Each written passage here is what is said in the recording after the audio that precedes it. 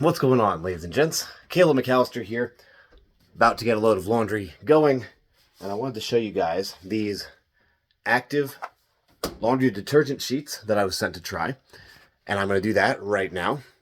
Flipping the camera around so you guys can see what I'm doing a little bit better. Actually, you know what? I take it back. I'm going to set the camera right here. I think that's going to work better. Alright, so I've been really pleased with these so far. All you do is take them out. This is a double sheet. You can tear it in half if you want to for a smaller load, or you can put the entire sheet in for a larger load. I have a pretty good sized load, so I'm going to put the entire thing in.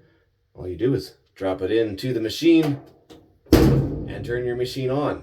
That's it. Works just like normal liquid detergent. Let me make sure all my settings are right here. That's why these machines get more complicated every day. Okay, cool. And that's all there is to it, guys. Works just like liquid detergent. Check it out at the link below. Thank you for being here, everybody, and I will see you guys next time. Have a great day, all.